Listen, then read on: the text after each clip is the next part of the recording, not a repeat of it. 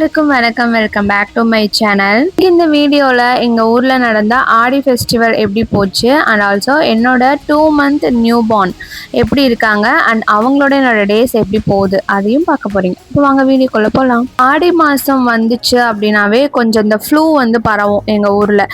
சின்ன வயசுலேருந்தே கொஞ்சம் அப்படி தான், அதனால ரொம்ப ப்ரொடெக்டிவாக தான் இருந்தோம் அந்த மந்த்து. ஸோ ஃபஸ்ட்டு இனிஷியலாக பார்த்தீங்கன்னா கொஞ்சம் நாளைக்கு வெயில் அடிச்சிட்டு இருந்துச்சு. அதுக்கப்புறம் ஆடி இப்போ முடிய பார்த்தீங்கன்னா கொஞ்சம் மழை வர ஆரம்பிச்சிருச்சு அண்ட் காற்று அதிகமாக ப்ளஸ் கொசுக்கள் வந்து ஈவினிங்க்கு மேலே வீடுகள் அதிகமாக வர ஆரம்பிச்சிருச்சு. ஸோ அந்த ப்ரொடெக்ஷன்ஸ்லாம் பண்ணி வச்சுருக்கோம். டே வந்து எப்படியும் 8-8:30 தான் மார்னிங் ஸ்டார்ட் ஆகும். ஏன்னா நைட் ஃபுல்லாக பையன் கூட ஓரி ஆடிட்டு காலையில் 8-8:30 தான் நாங்கள் எந்திரிப்போம். எந்திரிச்ச உடனே கொஞ்ச நேரத்துலேயே வந்து குளிப்பாட்டியோட பாட்டி வந்துடுவாங்க. ஸோ அவனை குளிப்பாட்டி விட்டுட்டு அவனை தூங்க வச்சுட்டு அதுக்கப்புறம் தான் வந்து என்னோடய வேலைகள் ஸ்டார்ட் ஆகும். பெரிய வேலையே எங்கள் ஊரில் இருந்த வரைக்கும் என்ன அப்படின்னா அவனோட ட்ரெஸ்ஸஸ்லாம் நான் வந்து ப்ராப்பராக டைமுக்கு வாஷ் பண்ணி வச்சிடணும். கொஞ்சம் நான் அப்படி இப்படி லேட் பண்ணிட்டேன்னா ஈவினிங்க்கு மேலே மழை வந்துடும், அதுக்கப்புறம் வாஷ் பண்ணவே முடியாது. நெக்ஸ்ட் டேக்கு வந்து அவனோட அந்த பேண்டீஸ் வந்து நான் யூஸ் பண்ணுறது சஃபிஷியண்ட்டாக பத்தாது. அதாவது கிளாத் டயப்பர் நான் யூஸ் பண்ணுறேன், மீஷோவில் வாங்கினது, ரொம்பவே யூஸ்ஃபுல்லாக இருக்குது. வேணுங்கிறவங்க கேளுங்க, நான் லிங்க் அனுப்புகிறேன். என்னோட மெயின் கோல் என்னென்னா தம்பி துணி எல்லாமே வெயிலில் காய வைக்கணும் அப்படிங்கிறது தான். அதனால் காலையில் அவனை குளிப்பாட்டின உடனே அவனை தூங்க வச்சுட்டு எனக்கு மொதல் வேலையே அவனோட துணி எல்லாத்தையும் வாஷிங் மிஷின் ட்ரையரில் போட்டுட்டு நானும் துவைச்சிட்டு அதுக்கப்புறம் ட்ரையரில் போடுறது தான்.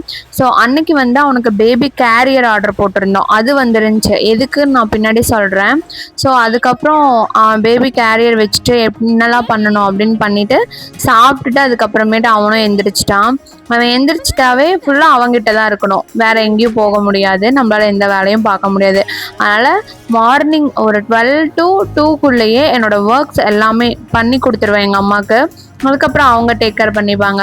ஸோ பண்ணி கொடுத்துட்டேன்னா அவ்வளோதான். அதுக்கப்புறம் நான் ஃபுல்லாக தம்பி கூடவே தான் என்னோடய டேஸ் வந்து ஸ்பெண்ட் ஆகும். என்னோட பாத்திங் டைம் வந்து பார்த்தீங்க அப்படின்னா தம்பி துணியெல்லாம் துவைச்சிட்டு கையோடு குளிச்சிருவேன். இல்லை அப்படின்னா அது ஈவினிங்க்கு மேலே ஆச்சுன்னா ஒரு பூனை குளியல் தான் குளிக்கணும்.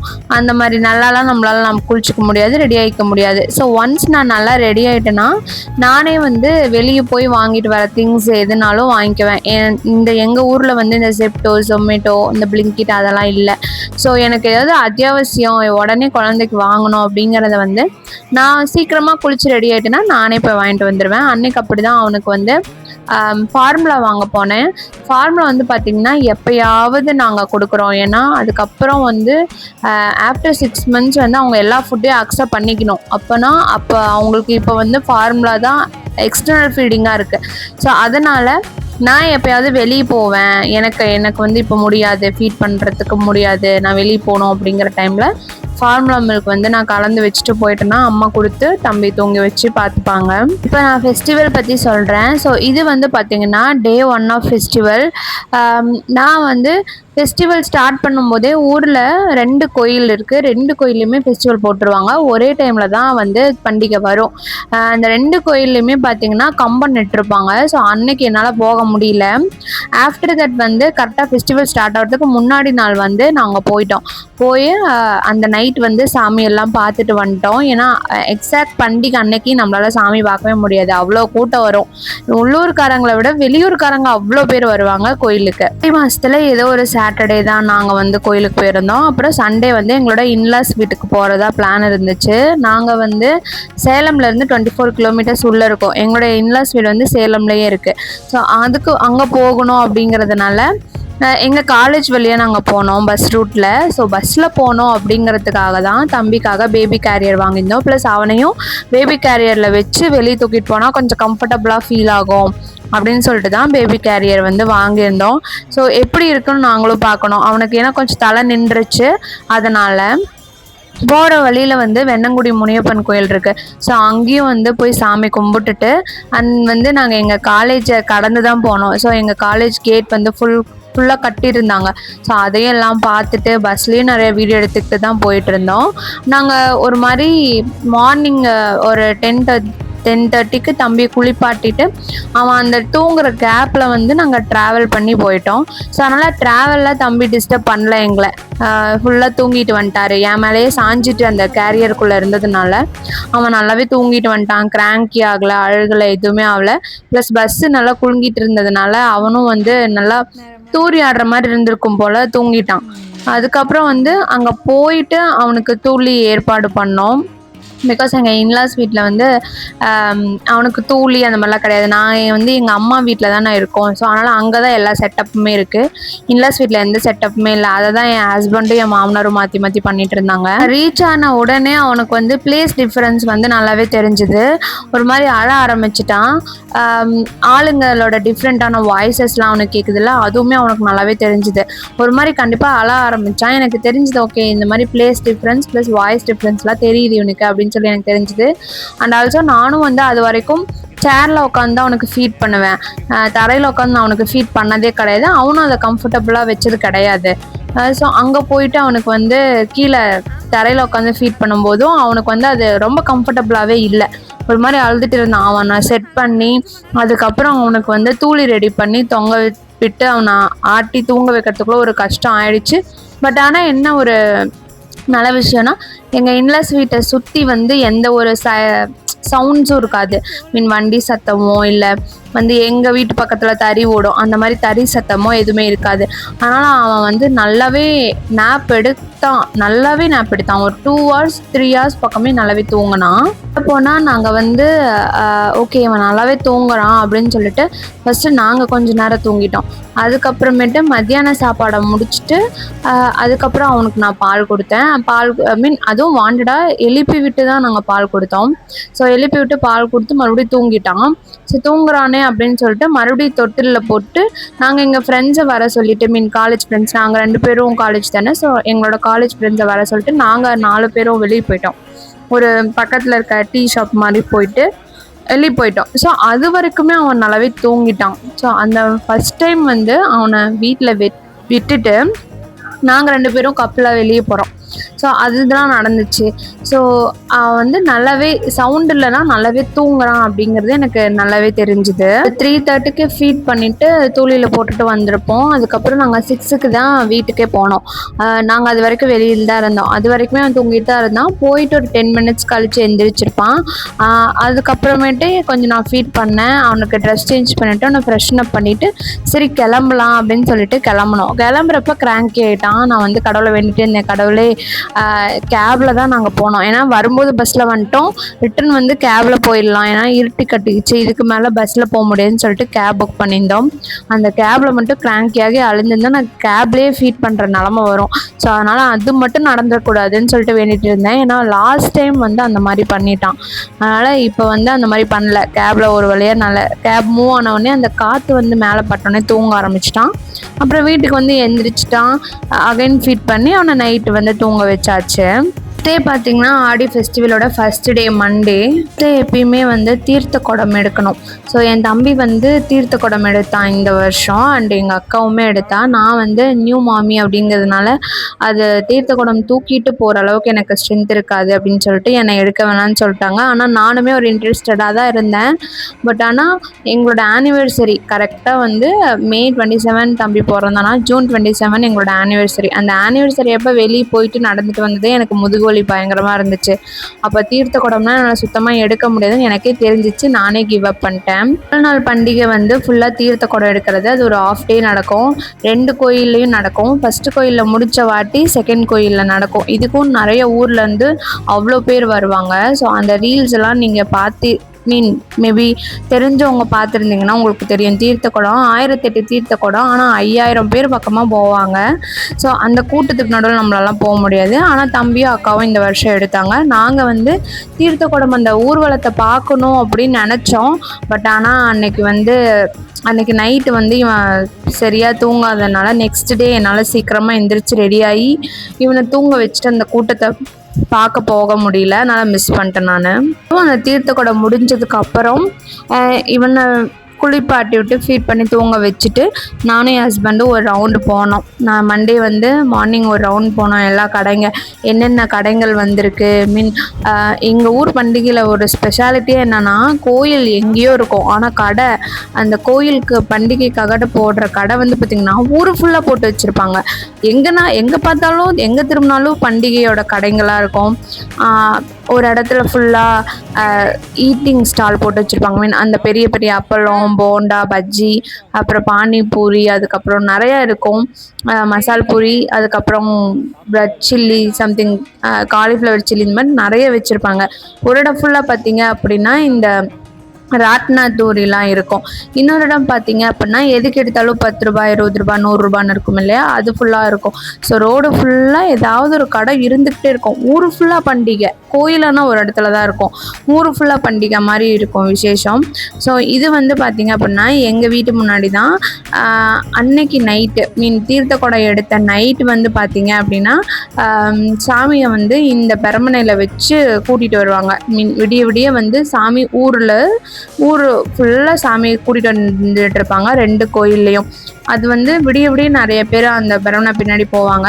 பட் நான் வந்து விடிய காலையில் போகிறது வழக்கம். நாங்கள் அப்படி போயிட்டுருப்போம். எங்கள் அப்பா இருந்தப்பெல்லாம் எங்கள் அப்பா எங்களை கூட்டிகிட்டு போவாங்க. அப்போ ஜாலியாக இருக்கும்.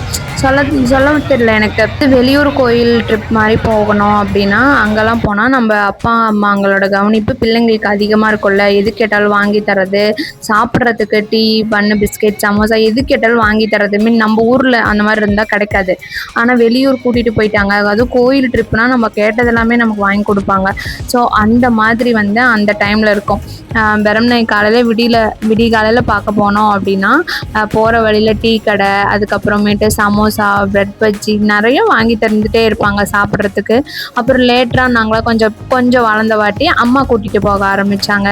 அண்ட் வந்து கொஞ்சம் இந்த மாதிரி எனக்கு அந்த மெமரிஸ்லாம் நிறையா ரீகெயின் ஆச்சு. ஸோ இந்த டைம் வந்து எனக்கு குழந்த பிறந்துருச்சு, கல்யாணம் ஆகிடுச்சு. ஸோ அதனால் நான் ஹஸ்பண்டும் குழந்தையோட நான் போகணும் அப்படின்னு சொல்லிட்டு ரொம்ப ஆர்வமாக இருந்தேன். பட் ஆனால் குரலனியன் வந்து அன்னைக்கு நைட் பண்ண கிராங்கினஸில் என்னாலேயே விடிகாலெலாம் எந்திரிக்க முடியல. விடிகாலம் எந்திரிக்க முடியலனா என்ன, நம்ம வந்து ஒரு 8 o'clock அந்த மாதிரி போனால் கூட பெரம்பனையில் சாமி இருக்கிறத பார்த்தலாம் நினச்சேன். பட் ஆனால் கரெக்டாக அந்த டைமில் வந்து அவனை குளிப்பாட்டு விட்டு தூங்க வைக்கிறது அந்த மாதிரி ஆயிடுச்சு. ஸோ தூங்கின பையனை வந்து ஒரு 9-9:30 நாங்கள் கரெக்டாக கோயிலுக்கு போனப்போ சாமியை வந்து இறக்குறத தான் நாங்கள் பார்த்தோம். நான் இது வரைக்கும் அது பார்த்ததில்லை. பெரம்பனையிலேருந்து ஊர்வலம் எல்லாம் முடிச்சுட்டு சாமி இறக்கும் போது வந்து நாங்கள் பார்த்தோம். ப்ளஸ் அந்த பெரம்பனை எப்படி வந்து பிரிக்கிறாங்க அப்படிங்கிறதையும் நான் அன்றைக்கி தான் ஃபஸ்ட் டைம் பார்த்தேன். அந்த ஊரில் தான் இருக்கேன், பட் நான் அன்றைக்கி தான் ஃபஸ்ட் டைம் பார்த்தேன். இதுவும் எனக்கு வந்து ஒரு புது மெமரியாக இருந்துச்சு. ஸோ இது எல்லாமே நான் வந்து என்னோடய ஃபேமிலி கூட நான் இப்போ பார்க்குறேன் அப்படிங்கிறது வந்து எனக்கு கொஞ்சம் சூப்பராகவே இருந்துச்சு. நான் எங்கள் ஃபேமிலி அப்பா அம்மா இவங்க கூட போகிறதுக்கு இப்போ நான் என் ஹஸ்பண்ட் நடந்ததுனால இவனும் எனக்கு வந்து இதை கண்டிப்பாக போய் ஆகணும் அப்படிங்கிறதுனால வெயில் அடித்தாலும் பரவாயில்ல அதெல்லாம் பார்க்க ஆரம்பிச்சிட்டோம். அன்னைக்கு நைட்டு ஈவினிங்கும் வந்து அவனை தூங்க வச்சுட்டு நைட்டு கடை வீதி பார்க்கறதுக்காக நானும் என் ஹஸ்பண்டும் போயிருந்தோம். ஏன் வந்து நான் மார்னிங்கும் போகிறேன் நைட்டும் போகிறேன், குழந்தைய வச்சுட்டு நீ ஏன் போகணும் அந்த மாதிரிலாம் கேட்குறீங்க அப்படின்னா, ஊர் ஃபுல்லாக கடை இருக்கும், பார்க்குறதுக்கு அவ்வளோ இருக்கும். அண்ட் வந்து ஊரில் நம்மளோட ஃப்ரெண்ட்ஸ் எல்லாம் இருப்பாங்கல்ல, நம்ம சின்ன வயசுலேருந்து ஸ்கூல் ஃப்ரெண்ட்ஸ் எல்லாத்தையும் நிறைய பேர் நம்ம பார்ப்போம் இந்த ஃபெஸ்டிவல் டைமில் தான். ஸோ அதனால் நான் வந்து எனக்கு எப்போல்லாம் டைம் கிடைக்குது, நான் சும்மா நைட்டி போட்டுட்டு இருக்கும்போது கூட நான் வந்து சும்மா ஃபேஸ் வாஷ் பண்ணிட்டு ஃப்ரெஷ்அப் ஆகிட்டு நான் வந்து கடைக்கு போயிட்டு வந்துட்டு இருந்தேன். நான் எப்பயுமே அந்த மாதிரிலாம் வெளியே போகிற கேரக்டர் கிடையாது. பட் ஆனால் நான் வந்து அந்த ஃபங்க்ஷன் டைமில் அந்த மாதிரி நான் வெளியே போயினேன். ஏன்னா நான் யாரையாவது பார்ப்பேன், ஸோ பேசுவோம் அப்படிங்கிறதுக்காக நான் வந்து ஃபுல்லாக என் ஹஸ்பண்டை கூட்டிகிட்டு நான் ஊரை சுற்றிட்டே தான் இருந்தேன். வந்து பார்த்தீங்கன்னா இந்த பாண்டியன் ஸ்டோர்ஸில் குழலி கேரக்டர் இருப்பாங்கள்ல, அவங்க எப்போயாவது அந்த சீன்ஸில் வருவாங்களே, அவங்க வந்து எங்கள் ஊரோட ஃபெஸ்டிவலுக்கு சீஃப் கெஸ்ட்டாக வந்திருந்தாங்க. அவங்க உட்காந்துருந்தாங்க அண்ட் அவங்க பாடினாங்க. ஆஃப்டர் தட் நான் அதை காட்டுறேன். ப்ளஸ் அதுக்கு நேராகவே பார்த்தீங்கன்னா இந்த மாதிரியான விஷயங்கள் இருக்கும். ஃபுல்லாக கடை, சாப்பிட்ற கடை இருக்கும். அதுக்கப்புறமேட்டு இந்த கப்பல், இதுதான் இப்போ இந்த வருஷம் எங்கள் ஊரில் நடந்த ஃபெஸ்டிவல்லே ஹைலைட்டே இதுதான். ரொம்ப தூரம் மேலே போயிட்டு வந்துட்டு இருந்துச்சு. அண்ட் ஆல்சோ பார்த்தீங்கன்னா நிறையா ராட்டினம் இருந்துச்சு. மெயினாக மக்கள் எல்லாம் போனது இந்த கப்பலுக்கு தான். ஃபெஸ்டிவல்னாவே நிறைய பிரச்சனைகள் வரும். அதனால் போலீஸ் பாதுகாப்பு எப்பயுமே வந்து இதை சுற்றி இருந்துகிட்டே இருந்துச்சு. ஏன்னா யாராவது வருவாங்க, ஆப்வியஸ்லி தனி அடிக்கிறது இந்த மாதிரிலாம் இருக்கும் இல்லையா. ஸோ அதுக்காகலாம் வந்து போலீஸ் எப்பயுமே சரௌண்டிங்ஸில் இருந்துகிட்டே இருந்தாங்க. அண்ட் இந்த ஃபெஸ்டிவல் டைமில் மெயினாக பார்த்திங்கன்னா டவர் கிடைக்காது. ஏன் அப்படின்னா நிறைய ஃபோன்ஸ் வந்து ஆனில் இருக்கிறதுனால டவர் சுத்தமாக கிடைக்காது. உங்களுக்கு 5G இருந்தாலும் டவர் சுத்தமாகவே வீக்காக தான் இருக்கும். ஸோ அந்த டைமில் என் ஹஸ்பண்டுக்கு வந்து ஒர்க் ஃப்ரம் ஹோம் செய்கிறது ரொம்பவே கஷ்டமாக இருந்துச்சு.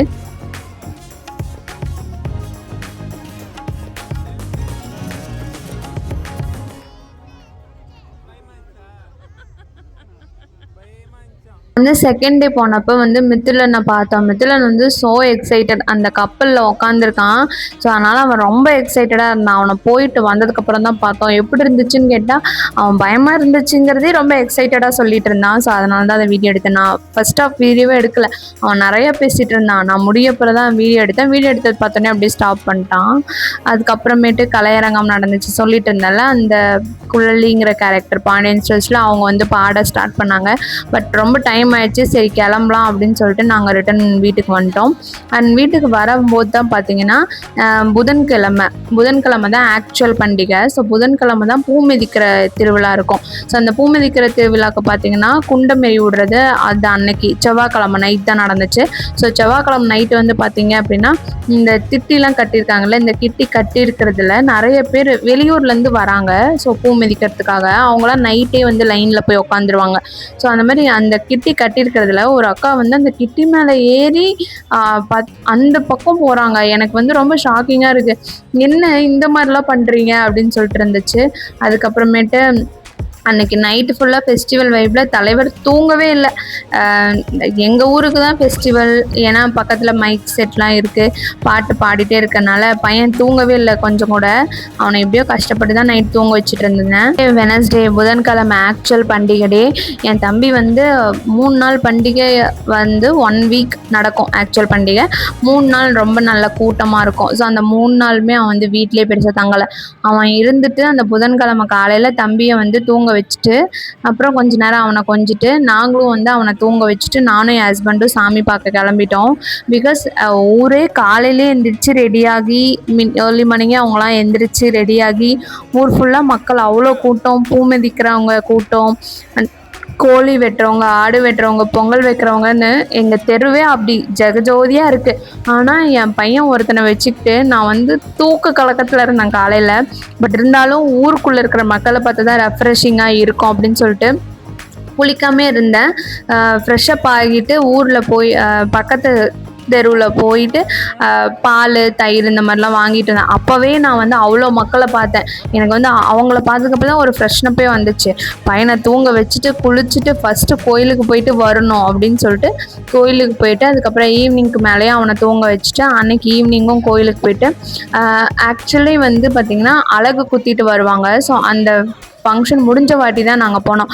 ஏன்னா அந்த டைமில் போனோன்னா கூட்டத்துக்கு நடுவில் மாட்டிக்கிட்டு தள்ளாட மூச்சு விடுறதுக்கே இருக்காது, அந்த மாதிரி கூட்டமாக இருப்பாங்க. ஸோ உங்களுக்கு பார்த்தாவே தெரியும், இது வந்து அரௌண்ட் ஒரு 9:30க்கே இவ்வளோ கூட்டம். நீங்கள் 7:30க்கெலாம் உள்ளே வந்துட்டீங்க, கூட்டத்துக்குள்ளே வந்துட்டிங்கன்னா காணாமல் போயிடுவோம், அந்த அளவுக்கு கூட்டமாக இருக்கும். அண்ட் அழகு குத்துறது வேறு வரும். ஸோ அதனால் நான் வந்து ஒரு 9:30க்கே போகலான்னு சொல்லிட்டு தம்பி தூங்க வச்சுட்டு போயிட்டோம். அதுக்கப்புறமேட்டு எங்கள் அம்மா தான் பார்த்துக்கிட்டாங்க. ஸோ வந்து அதுக்கப்புறம் ஒரு 10:30க்கு பக்கமாக எங்கள் அம்மா கால் பண்ணாங்க, இந்த மாதிரி தம்பி எந்திரிச்சிக்கிட்டான் வாங்கன்னு சொல்லிட்டு. வந்து எப்பயுமே வெனஸ்டே அந்த ஆக்சுவல் பண்டிகை அப்போ கூட்டமாக இருக்குன்னு சொல்லிட்டு சாமி பார்த்ததே இல்லை.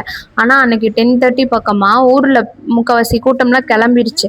அந்த டைமில் சன்னிதானம் கொஞ்சம் ஃப்ரீயாக இருந்துச்சு. நான் அன்றைக்கி சாமியே பார்த்துட்டேன். எனக்கே கொஞ்சம் ஷாக்கிங்காக இருந்துச்சு, வெனஸ்டே அப்போ நான் சாமி பார்த்துருக்கேன் அப்படின்ட்டு. அப்புறம் நாங்கள் வீட்டுக்கு வந்துட்டோம். வீட்டுக்கு வந்துட்டு பார்த்திங்கன்னா குருளினியனுக்கு கொஞ்சம் தூக்கம் இல்லை. ஏன்னா பகல் ஃபுல்லாக அவனை தூங்க வைக்கிறதுக்கு யாராவது ஆளுங்க இருந்துகிட்டே இருந்தோம். ஸோ அவன் நல்லா தூங்கிட்டான். கொஞ்சம் நைட்டு தூங்காமல் இருந்தான். அவனை தூங்க வைக்கிறது கொஞ்சம் கஷ்டமாக தான் இருந்துச்சு. இந்த டைம் பண்டிகை வந்து எனக்கு ரொம்ப திருப்தியாக இருந்துச்சு. ஏன்னா புதன்கிழமை பண்டிகைக்கு திங்கக்கிழமையே வந்து குருளினியனை வந்து கூட்டிகிட்டு போயாச்சு. சாமி சன்னிதானத்துக்கே கூட்டிகிட்டு போய் அவனை வச்சு கும்பிட்டு வந்தாச்சு. அது எனக்கு ரொம்ப ஹாப்பியாக இருந்துச்சு. அதுக்கப்புறமேட்டு இந்த தடவை அவனை தூங்க வச்சுட்டு நாங்கள் நிறைய எக்ஸ்ப்ளோர் பண்ணோம். அதுவும் எனக்கு ரொம்ப திருப்தியாக இருந்துச்சு. இவ்வளோ தான் இந்த வீடியோ. உங்களை பார்க்கலாம். ஓகே, பாய்.